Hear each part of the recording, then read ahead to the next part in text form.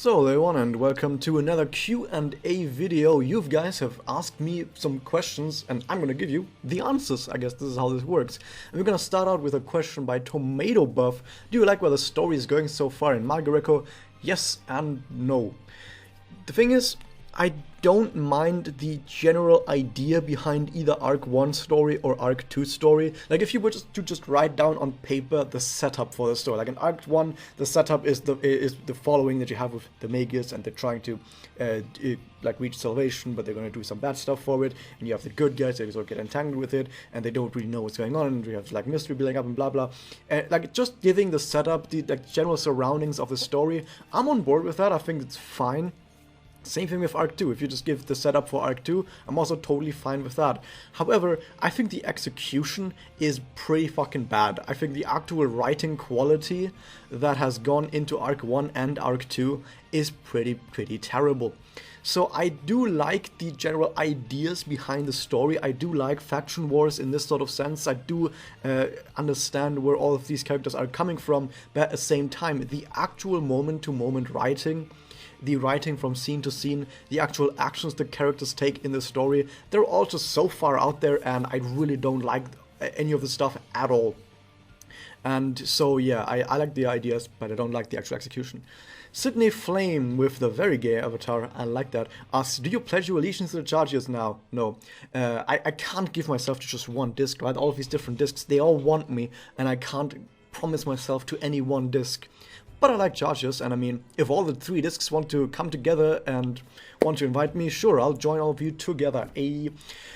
But who has the coolest manga animations in the game, in your opinion?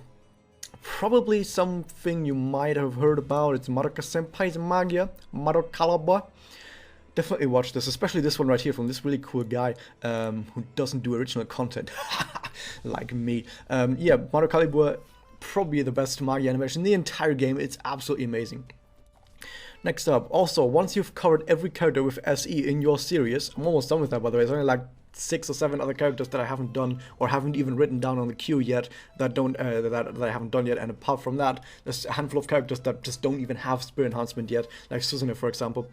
Are you going to do a video discussing certain memoria and their use? Probably gonna do like one or two videos, probably one, where I'm just gonna very quickly go over, hey, if you want attack, these memorias are the best, if you want damage, these memorias, if you want excel or whatever, it's these memorias or whatever, and just give a list of some of the best ones out there. It's not going to be a complete list. For one, every time a new event launches, there's going to be more in memoria. And also there might be some that maybe I undervalue, maybe I overvalue a little bit, because I don't have all the memorias, I don't play with all the memorias at the same time, mostly because a lot of them are limited, and I don't have that many limited memoria. A lot of people playing JP can't read what they say. I think it would be of use to them if you covered memoria that were actually of use. I will definitely do that, especially the unlimited ones. I will probably point those out. Next up, we have Sony Z4. Hey Raz, I love all your videos, but somehow it's kind of a bit too long for me. Can you make a bit more short and have a lot of more information? So the thing about my videos is that usually I want to give you guys all the information. And in order to give you guys all of the information, I want to also make sure that you understand why all of these pieces of information are important. So for example, I could just say this character is good because they have 3 charge discs, they have this, they have that, and then just call it quits. But instead, I would like to go more in detail about why these different aspects are good or are not good. Why is one character who has these discs good, but another character who has the same discs isn't good? Is it their connect? Is it their stats? Is it their magia? The spirit enhancement? There's a lot of different parts that sort of are interlinked with each other, and that is why I always give a lot of information about everything that is going on. So you understand not just the verdict. Like, I know a lot of people want to just know, is this character a good blaster, yes or no? And I could just make a video that just says, yes, they're a good blaster, and then just end the video right there.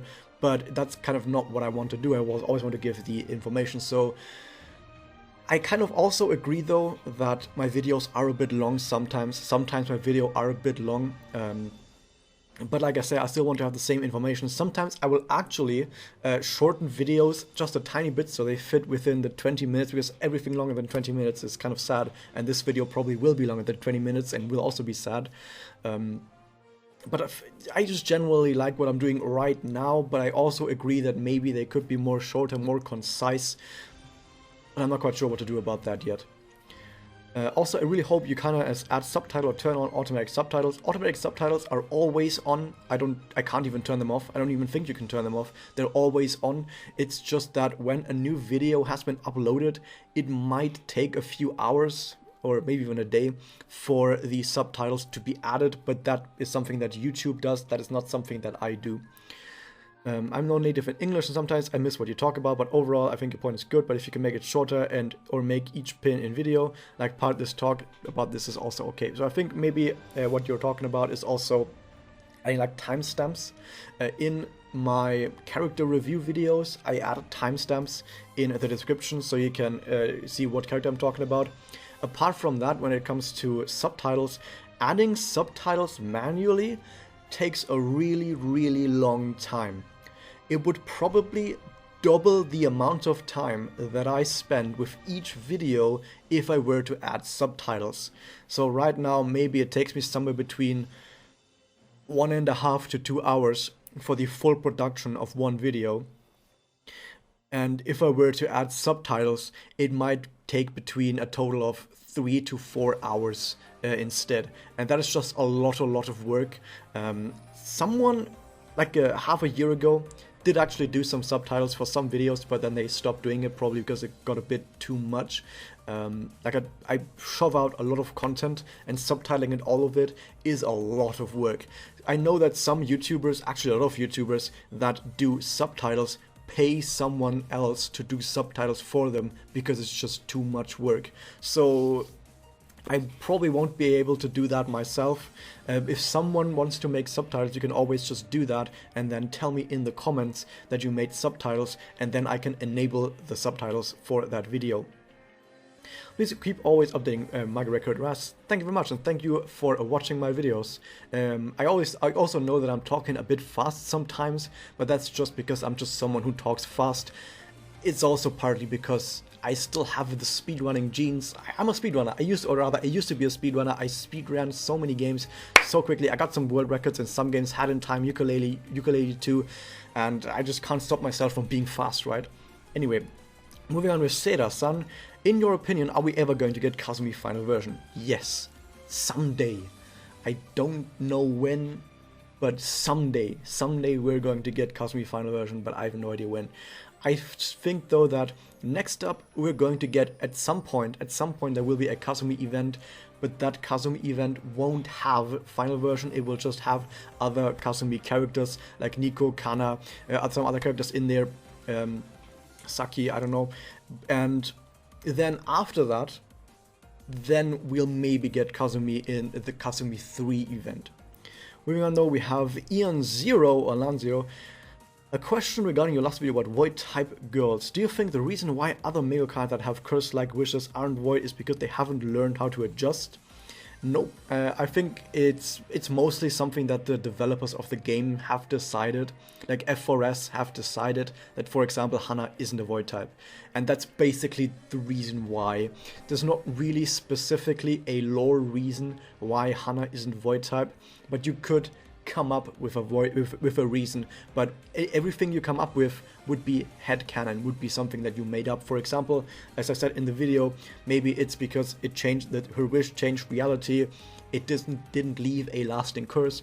Some people have said maybe it's because she didn't regret her wish. Maybe that is something that plays into it as well. Maybe you have to feel bad about the wish. I don't know. We don't really know for certain, other than the developers said so. Like, they had the potential, but the main requirement to be void is to be an adjuster, or is the main requirement to be void is if the ability you get from Curse Like Wish is destructive magic? I think it's not really so much to do with the ability that you get or what you do with it once you have it, but rather it's the wish itself, because we've seen that the wish itself for all of these different void type characters are very different from the ones from other characters. But like you said, characters that have void type wishes, for example, like Hana or Haruka always gets brought up sometimes. I think it's rather that, yeah, the developers just say so. The developers just said, nah, they're not gonna be void.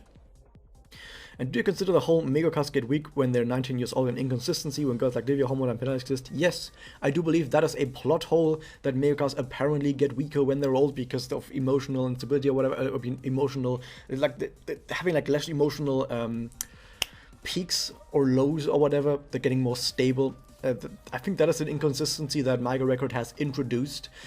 Because they didn't want Yachio, Kanagi, and Mifuyu, they didn't want these characters to be too strong, because they want to make it possible that Yachio can lose battles. They want to make it possible that Mifuyu loses battles, doesn't just wipe the floor with everyone. So they kind of just wrote themselves in a corner by making them 7-year veterans, because 7-year veterans should be incredibly powerful and should be able to wipe the floor with any enemy that they can possibly ever come across. So they just wrote in, they get weaker when they get old, and they just left it at that. Yeah, they get weaker. Done. I don't like that kind of writing where you have a problem that you have introduced and you just snap it out of existence with an explanation that doesn't even make sense and actually creates plot holes, because like you said, yeah, Livia exists. Livia is still really powerful, she can do adjustments and all of that stuff, and she's really old. Homura is, not in Mag Record, but in general, in Puella Magi Madoka Magica, Homura is like, whatever, like 26 years old or whatever. She's really old, and she's still extremely powerful. Still one of the most powerful magic girls we've ever seen. And Ponelle is hundreds of years old, can still summon magical artifacts that can rend reality. It's like, okay, these characters are still incredibly powerful, and yeah, they're not supposed to get weaker when they get old. It's just something that only applies to Manga Record, because the writers just didn't want Yachio and Mifuyu to be too powerful, so they just went, they're weak now. Don't like that sort of writing. I really don't like that. Next up, Ultima Phoenix 2405. What's your favorite doppel and why? This gets asked every single time. Is Ren's doppel Renata? It's not gonna change, I think. It's always gonna be Renata. Why? Because I like the animation, but mostly because of the theming behind it, the thematic density, the depth behind this doppel, and just in general Ren's character. I just love that so much that I'm just a sucker for theming. I'm just a sucker for that, and Renata is absolutely perfect in that. Next up, we have Setsurubi Pai. Is it possible to solo Yukika Nanase in 2-slot? I assume you mean in mirrors, because you ask in higher floors. I've been doing it in mirrors 25 to 27. If it is, what Memoria, is it pure damage or Magia damage? The thing about solo Yukika is you can totally do it. You can do it. The question is rather, how effective is it gonna be? It kind of depends on RNG and what your opponent has. So on one hand, in case you don't know about Yukika, her active gives her like 55% chance to evade and 55% chance to crit, and sort of you just activate that turn 1 and you just hope you survive and you hope you crit, the enemy's dead. It's sort of like gambling, as you would expect from Yukika, being the gambler. I would go full damage, like pure damage. Magia damage, I don't think you would ever go for separate Magia damage anyway, because if you go for normal damage like attack up or damage up, that also increases Magia damage. So we would just go for attack up and Magia and damage up. Attack up, damage up would be really good.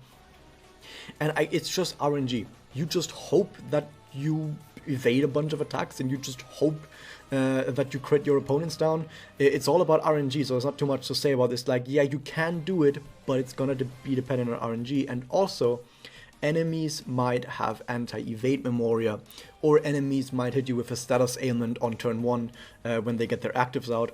That's just a lot of stuff that can make it really hard. So yeah, possible, not that effective in my opinion, because you rely way too hard on RNG. And next up, from the wonderful Alicia Escoto Asensio. Is Yukika Nanase based on Alice in Wonderland? Her doppel name is Poke Alice. I'm curious about this because I've loved this book since I was a little girl, because the girl in the story and I have the same name. For those of you who don't know, Alicia means Alice in Spanish. I didn't know that. And your videos are really good, Raz. Thank you so much, and thank you always for being around, Alicia, as well, and keep and asking questions all the time, so I have stuff to talk about. So yeah, Yukika is indeed probably, in my opinion, based on Alice in Wonderland. On one hand, you have, of course, the Poke Alice doppel name. On another hand, you see that she has, like, bunny ears, and she has, like... I mean, she's based around poke cards as well, so she's got, like, poke cards in the background, and she's got, like, what is it, diamond-shaped patterns on her legs or whatever. So she kind of looks like she's straight out of a playing card, which, of course, also ties into the Alice in Wonderland part. So I do think that she is based on that. At the same time, you can also look at her story, her basically having made the wish that she doesn't want to be bored ever again in her life. That was basically her wish. So that wish made it so that she would just randomly get dragged into really crazy situations where she's just around to have fun.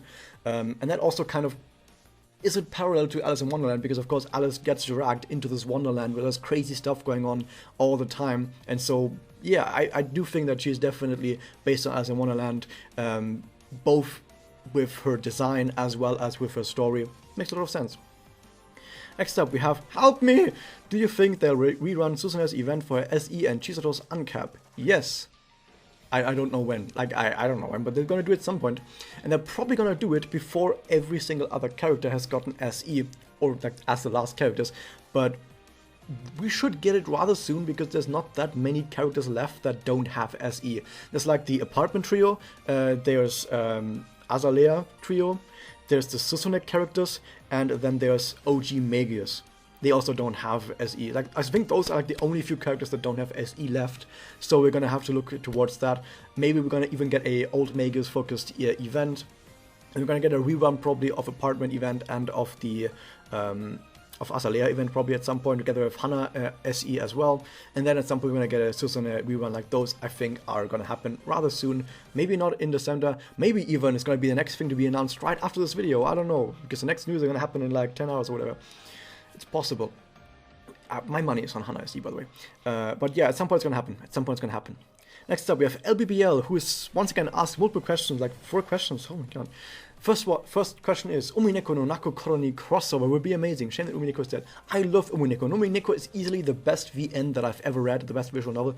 And if you're asking what was the worst visual novel I've ever read, Fate Stay Night. I'm sorry guys. I like the idea behind Fate Stay Night. I like the story. I like a lot of the characters. But the thing is, there's so much goddamn bullshit in Fate Stay Night that every time I get across, like in almost every single scene, there's something that I see that makes me go, why the fuck is this there? Why is that? There's just so much bullshit in Fate Stay Night. I hate it. But you guys know that the main reason why the Fate franchise is so popular is because it's all about the hentai, right? This is not even a hot take. Like, I mean, I've asked a lot of Fate fans. I played Fate Grand Order for like 4 years, and I asked other Fate fans as well, like, what do you even like about Fate? And most people just, or how did you get into Fate? Most people ask, yeah, I got into Fate because, you know, fucking sexy characters that wank to some hentai or whatever. Anyway. Back to Umineko. Umineko, oh, it's amazing. I really loved Umineko. I also figured out a lot of the stuff in Umineko myself. I was like, oh man, I'm a fucking detective, dude. I really, really like that. However, I don't think we're gonna get a crossover. By the way, don't watch the anime. Don't watch the Umineko anime. The Umineko anime is terrible. It's actually god-awful. Read the visual novel, even though it takes really long. And there's like 8 chapters that each take like 10, 20 hours. But yeah. I would like a crossover. I think it's more likely though that we're gonna get a Higurashi crossover, because Higurashi just got a new anime. Higurashi got its own mobile game. It's possible that now with Umineko getting a new, with Higurashi getting a new anime, maybe they're actually gonna make a not terrible Umineko anime at some point. But I think it's more likely that we would get one with Higurashi, and I would love one with Higurashi. Like, my top 3 favorite crossovers that I would like are like Neptunia and Higurashi. And the third one, I don't know about that yet. Maybe Symphogy. Next up, we have Matrix Bullet. Aside from Alikari, are there any other duo units you want to see? I want Shizu Ayaka. Shizu Ayaka would be nice. I'm still not 100% sold on Shizu Ayaka, by the way, as a ship, because I think that Ayaka is only sort of distracting Shizuka from her problems, which is fine, because Shizuka herself says, like, oh, I always think too much about anything. It's just like, it's like basically the song Overkill that Shizuka is going on about all the time. And Ayaka distracts her from that, which is helpful. But I still think she might do better with a ship that actually helps her get over her troubles at all. But it's still a good ship. What other duo units would I like to see? Well, Masakoko, it's an obvious pick, but it's gonna happen at some point, and I do want it to happen at some point. I do want a Masakoko unit at some point.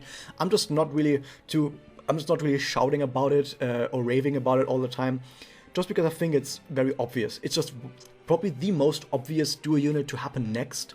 Either that or Alikari. It doesn't get more obvious as a duo unit, just do Masakoko.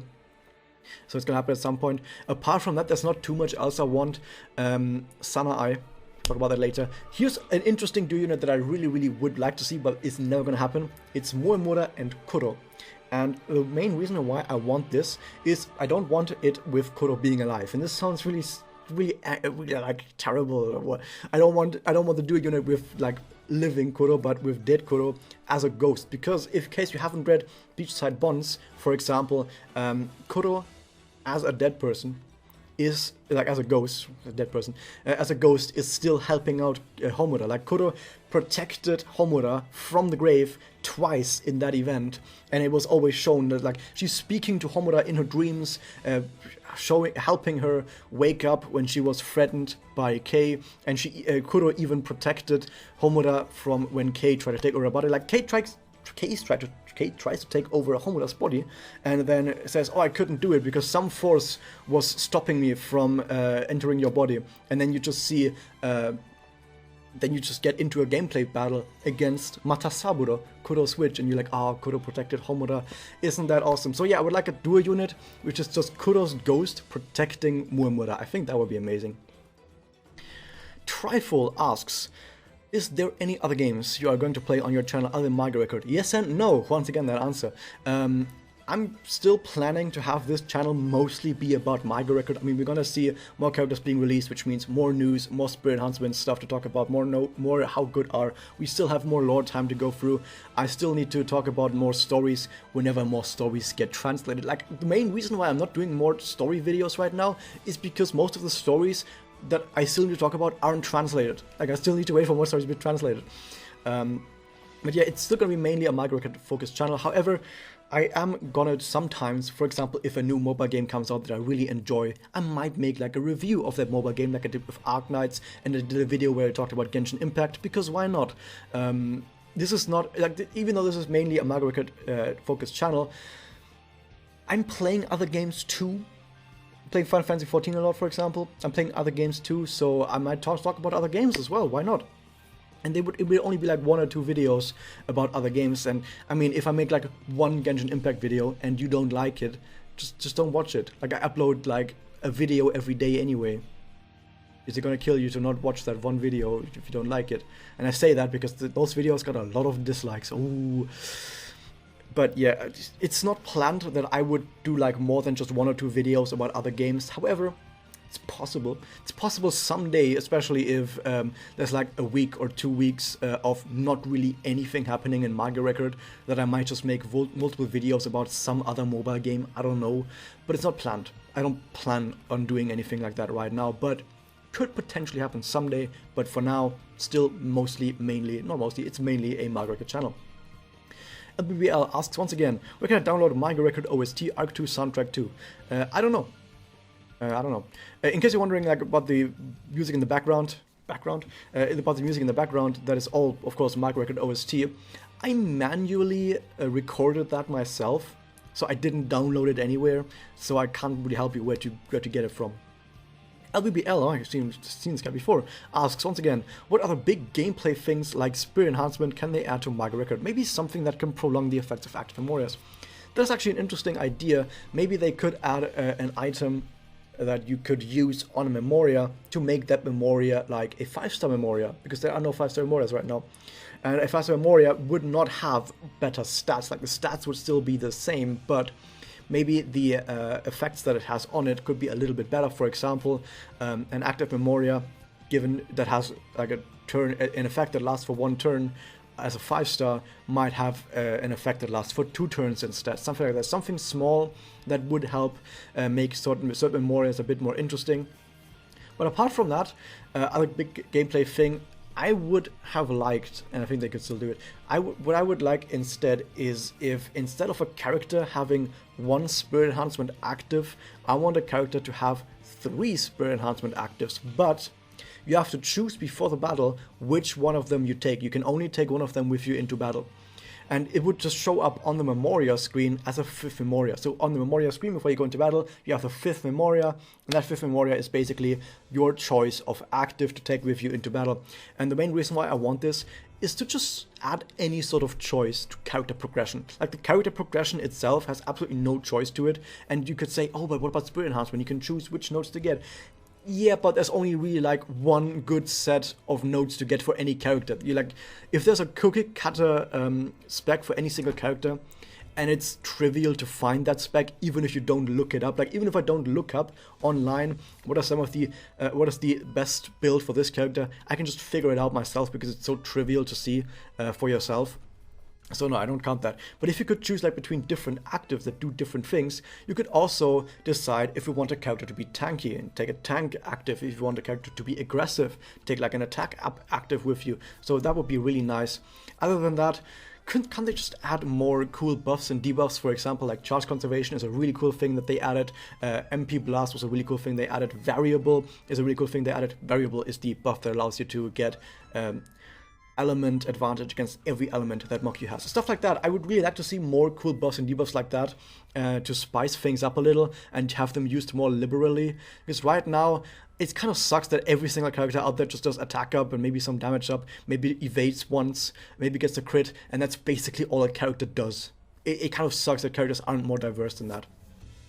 LBBL, oh my god, he's up there again. Am I seeing double, triple, quadruple? Is Manga free-to-play friendly? Yes. Is it free-to-play friendlier than other gacha games? Than most gacha games that I've played, yeah. It's free-to-play friendlier than almost any gacha games that I've played, with the only exception being maybe Azur Lane. But the thing about Azur Lane is that it's kind of hard to compare that because Azur Lane doesn't make money with its gacha. Azur Lane makes money with skins. So Azur Lane can make its gacha be really, really friendly to free-to-play players because they know that people are just going to buy like a swimsuit skin with just 2 straps going down here, just barely covering the nipples for like $20 or whatever, and that's how they make their money.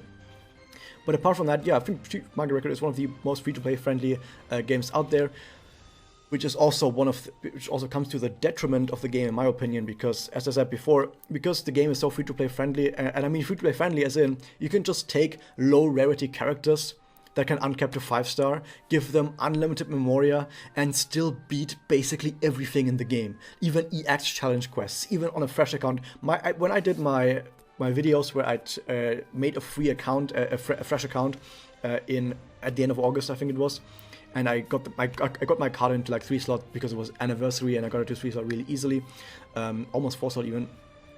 I was able to beat EX quests on like the very next event already.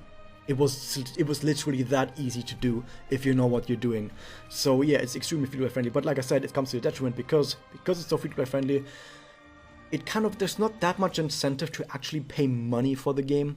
And if there was like costumes, for example, that you could see in battle, that would be a lot nicer for people to pay money for. Even if they were free to play, they might say, you know what, I have these units, I'm gonna spend some money, I'm gonna stop being free to play because I like these. I want some costumes for these characters. Yay.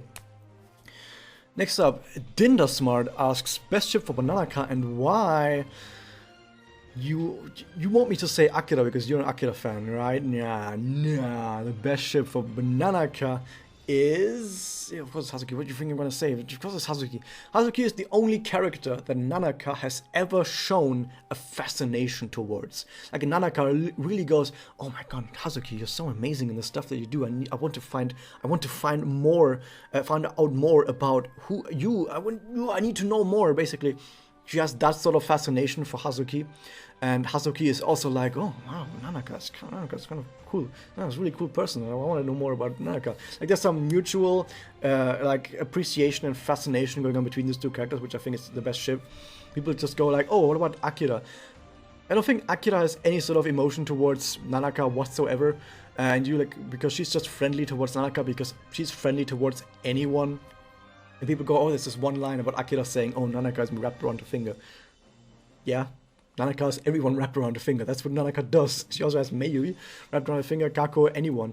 And Kako, I guess, is cute, but Kako already has her own harem. What she will need with Nanaka. So Toast asks, who is your favorite magical girl in the original series and side story? So original series, Homura, hands down, it's not even a contest, followed by Yoko. And in the side story, I assume you don't mean Manga Record. I mean, if you do mean Manga Record, Ren. But apart from that, if you mean like side manga, like Tadmai, Kazuzumaka, for example, then it's either Tamura, I mean, it's also Homura, so I guess it doesn't count, or Kazumi. I really like Kazumi and by extension Michiru as well. I really like those characters. Yay. MikoFan559 asks, if you could make your own unit for the game, what would it look like? Disc stats, SE, etc. I think it would be a forest type. Originally it was going to be a dark type, but there's already so many dark types, and I think some lower elements need some help as well. It would be a forest type that is a blast gorilla, 3 blast discs, and 2 Excel discs. No charge discs. You knew this was gonna happen. If you just watched a single one of my videos, you knew this was gonna happen. No charge discs, 2 Excel discs, 3 blast discs. Let's fucking go. It would be super duper attack focused, not a whole lot of HP. Actually, no, it would have decent amount of HP, but basically no defense. But a lot of attack. That would basically the stats that I'll be going for. And here's where it gets interesting. The SE, the Spirit Enhancement, would be, oh, by the way, it would be, I don't know if I said this already, but the design-wise, it would be someone with a scythe. I really like scythe users, which is why they added so many scythe users to the game already. But SE would be, there would be a new effect, two new effects. The first effect is a passive that this character, when they attack, they steal life from their opponent. Like, let's say about 5% of the attack damage they deal, they get as back as HP, which is to make up for them having basically no defense. So they would be extremely squishy, but as long as they're alive, they can hopefully heal themselves back up with life steal. So it's a sort of life and death situation. I really like characters to like play on knife's edge. And the second effect that I want to be new in the game is MP steal. So if they're attacking a target that has an MP bar and actually has some MP, and they attack, they can steal, let's say, like 5 MP or whatever per attack that they do on a target, which means that if it's like a blast and it hits multiple and they all have MP, you would get even more. But yeah, I would really like something like that to steal life and MP from opponents. And then they would also have a passive node that makes them deal a lot more damage. It would be like a damage up at max HP, like a red damage buff at max HP, but only at max HP. Let's say like 40% more damage. It sounds like insane, but the thing is, it's a lower element, like it's a forest type, so they definitely need some help. And it's a very egotistical character. Like, this character is not going to help other people that much. And then what you would have, the active would probably be an evade, 100% evade, and an additional 5% lifesteal and MP steal for a turn, something like that. And then the connect would probably just be rather simple. Like, just give someone, no, it would give someone evade and taunt as well as attack up. Which is very similar to Mito's Connect, but I really like Mito's Connect. It's just that Mito otherwise is not that great of a character, but I really like Connect, so yeah. Would be taunt and evade on some other character and also gives them an attack up, because why not? Actually, no, damage up on that character. And the Magia would be an AoE Magia that has, once again, it doesn't need to have it itself, that gives a lifesteal and MP steal to the character for 3 turns, and yeah, and also I think would probably give a damage cut to the character itself. But if you use it as a doppel, it would give both the lifesteal, MP steal, and the damage cut to all allies instead. I really like it. I really like it when doppels actually expand buff and debuff range. So I think that's what I would like. And the doppel would probably be Gabriella, the doppel of paradise, something like that.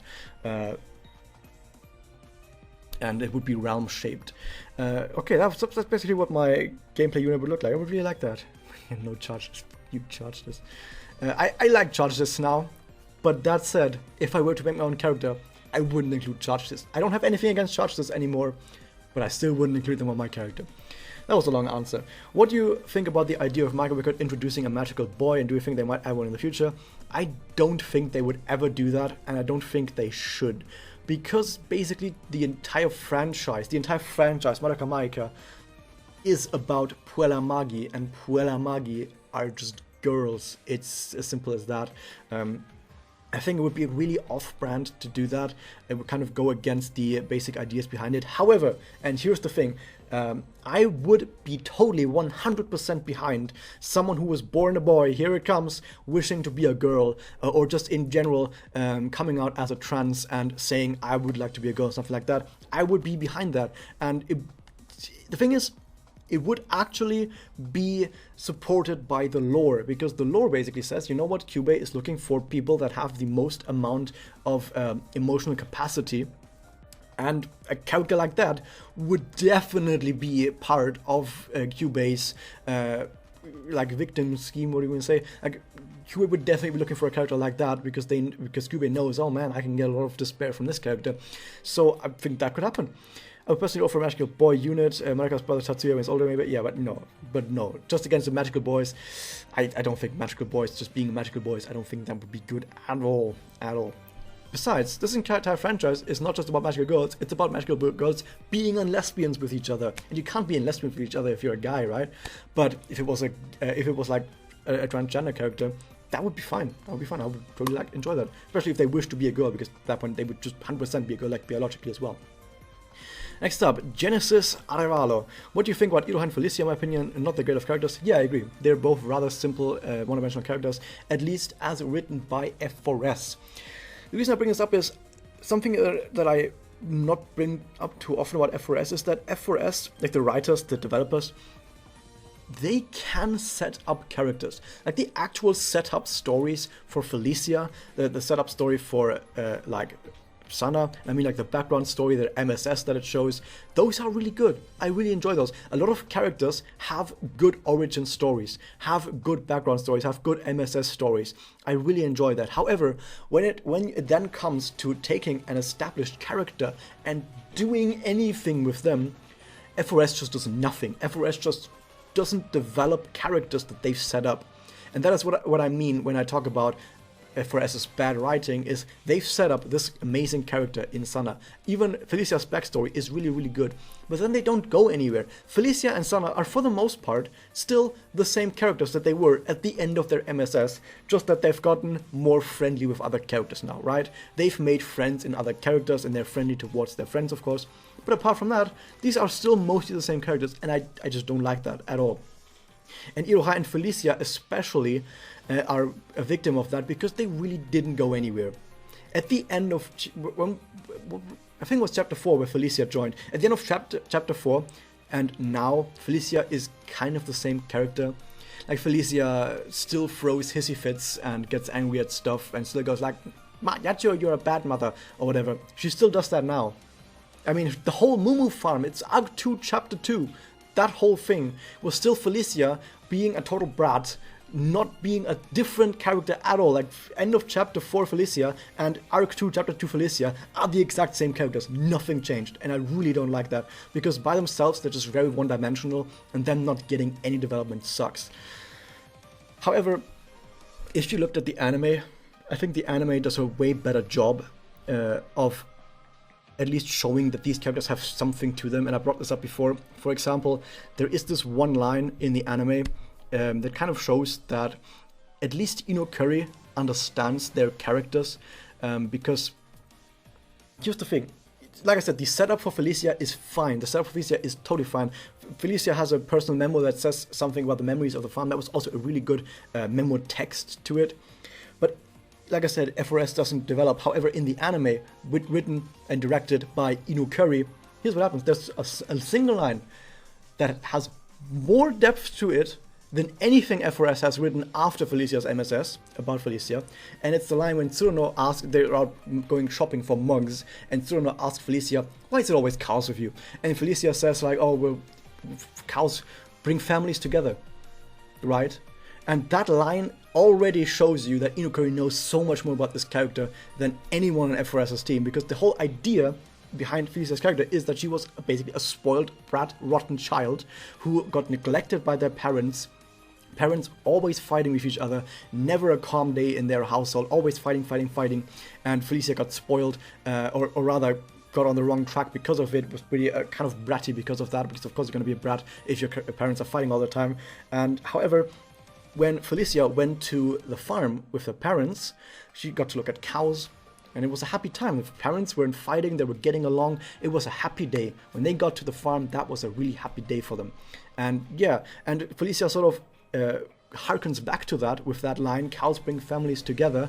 It's such a simple, short line, but still it shows you that Inokuri knows this is the important part of Felicia's character. That is what makes her character have any sort of depth whatsoever. And just like I said, F4S just doesn't do anything like that whatsoever, and I really don't like that.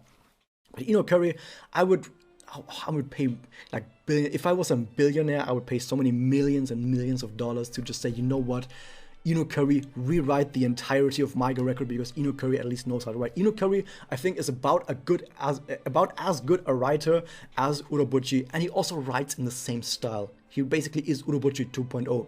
I would love that so much. Anyway, that was a really long answer once again. Bobby Meow asks, what type of unit you like an alt Sana to be? And that's why I didn't answer that question earlier a bit more, is because I want that Sana Ai duo unit, and it would be a duo unit not in the sense that both Sana and Ai are standing on the field together.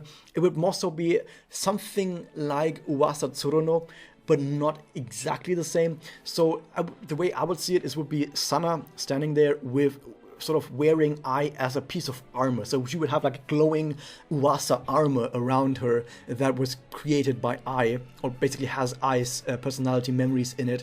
I think that would be amazing. And so she could use like her own attacks together with the Uwasa attacks. Oh, that would be great. That would be amazing. I would really love to see that. That, in my opinion, would be the optimal Sana alt. Would be forest type probably. Oh, I would love that. I would love that. Oh. Papi-san asks, hello Papi-san, by the way, what made you decide to do YouTube videos? Okay, here's some stuff. By the way, okay, actually before I answer this question, there's one very quick question at the very end. Matt Splatter, still a Final Fantasy 14 character on there? What's your opinion on the Manga record story so far? Because this is basically the same question as the first question. Yeah, what do you think will happen? Do you think they'll save? My microphone's in the way. All the magic goes, and if so, then what? My microphone is still in the way. Okay. Yeah, basically the same answer I gave for answer 1, yes and no, what I like about the story, but also what do I think will happen. 1 or 2 characters might potentially die this time, and if a character does die, the most likely candidate to die is Ryo, followed by either Sakura or Ryoko, because both of those have stockpiled so goddamn many death flags upon themselves, and Ryo could have been a ghost in the Vampire Kanagi event, or could have not been a ghost. It's not conclusive. There are some hints that show towards either being true. It's not conclusive. But yeah, either of those two might die. But apart from that, after that, it's probably gonna be like Arc 1, where it's like, oh no, big evil thing happens, town is about to get destroyed, city is about to die, and then everyone just comes together and fights the bad guy, and everyone is fine and wins the day, everyone's happy, yay. And then someone else appears for Arc 3. It's like, okay. But yeah, now comes to a question back to Papi-san. What made you decide to do YouTube videos? So here's some lore, some deepest lore.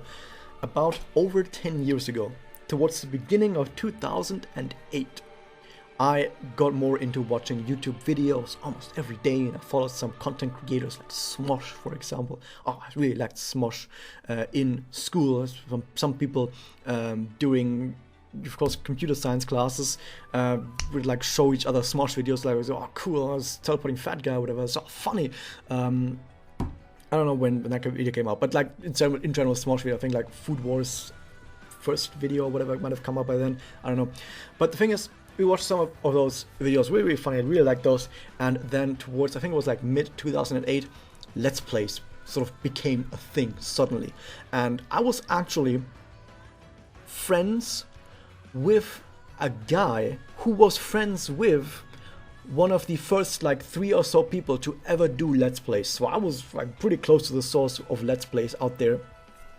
And I did follow some of the early Let's Players, and I started Let's Playing myself. However, I wasn't able to upload my Let's Plays. I just did them offline and then looked at them offline. I was like, oh cool, Let's Plays. I sort of looked at it as training. Why did I not upload them? Well, I was like 15 at the time, and I didn't really know much about video editing and video uploading and how to do any of that, and I was too shy to ask other people. So I had like 2 GB file size videos. They're like 30 minutes of like unregistered Hypercam 2, because of course it was unregistered Hypercam 2.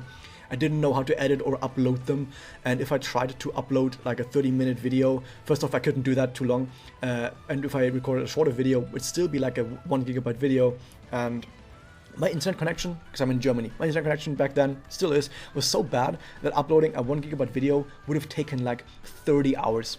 It was that terrible. It was like less than 1K internet. So I just couldn't do that. So for like half a year I just did a bunch of videos for myself, but not really anything much more than that. And then towards the end of 2008 and in January 2009 I uploaded my first Let's Play videos to YouTube on my main channel. My main channel has like 3,000 subscribers by now and gets like 20 views whenever I upload a new video, so I've basically given up on that channel even after 10 years of doing videos. Anyway, point is, I was actually really close to the original Let's Players. Maybe some people might remember these if they were really old around in these times. There were Dreamer7G, White Mage Serenia, Necroscope86, OTG, people like that were in there. A whole bunch of stuff, a whole bunch of other characters, people that I also don't really remember anymore. But I was in there, dude. It's just that I was like a 15-year-old guy who with barely a functioning microphone, with Understood Hypercam 2, uploading shitty videos. It's like no one gave a shit about me. And I did videos, I did Let's Play videos for like 10 years and got basically nowhere. My channel was stuck in the dirt for 10 years and I was just like, you know, fuck it. But then at some point when Manga Record came out, I was like, you know what? These people need help. Like, I saw the people in the Manga Record community always asking questions. I need guides, I know if this character is good, I want to know more about the lore. And I said, you know what? I'm gonna make a new channel. Actually, I made a new channel before that when I decided to do videos about talking about anime stuff.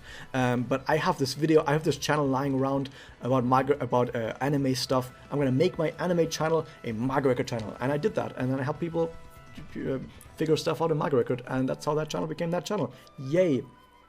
But yeah, originally it was just watching Let's Players, being friends with Let's Players, and being like, you know what, I'm gonna be a Let's Player too. And then not getting anywhere in 10 years until I gave up and cried a lot. And then at some point I just made Manga Record videos instead. Yay! Yeah, that was basically it. Thank you everyone out there for all of the questions you've sent in on, and thank you everyone for being part of my community. I could not do anything of what I'm doing right now if it wasn't for you guys.